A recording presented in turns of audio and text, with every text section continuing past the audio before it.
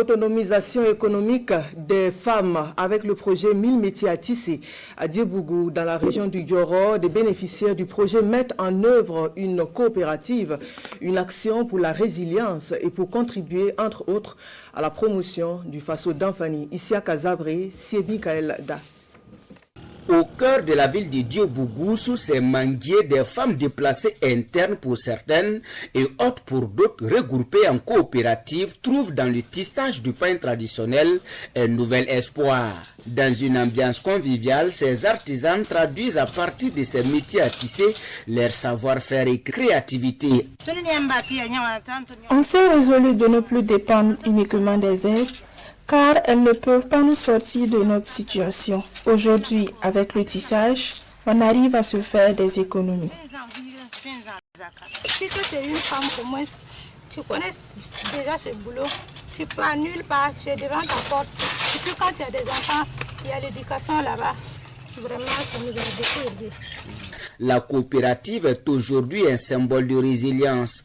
Pour ces femmes, le tissage n'est plus seulement un métier, c'est une renaissance, toute chose à mettre à l'actif des autorités et certaines bonnes volontés. Nous sommes touchés par l'initiative de nos autorités. Nous avons été formés gratuitement et aujourd'hui nous leur sommes reconnaissantes.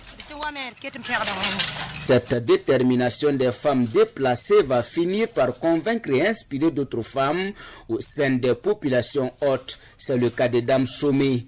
Aujourd'hui, elles s'auto-emploient grâce à ce métier. Quand je passe ici, je pars au marché, je la vois tisser, travailler, j'ai vu que ça m'a motivée. Je suis venue la demander si je peux venir ici. Elle a dit oui, je peux. Donc je suis venue, j'ai vu travailler. En tout cas, j'arrive à m'en sortir déjà. Avec leur habileté et esprit d'équipe, ces femmes tissent bien plus que du pain. Elles tissent un nouvel avenir. Seul bémol, le manque d'un cadre approprié pour leur permettre de s'affirmer pleinement. On fait cet appel vraiment si à l'accompagnement financièrement et que les femmes la gagnent le tiers encore, puisque à peu près 100 femmes. Si on gagne un parcelle, on peut aller à 200, à 300. Donc c'est un manque de ça seulement qui fait que le travail là ne aille pas devant. Pendant que certaines optent pour le tissage, d'autres membres de la coopérative mènent plusieurs autres activités telles que le commerce, l'agriculture, participant ainsi à l'animation de la ville.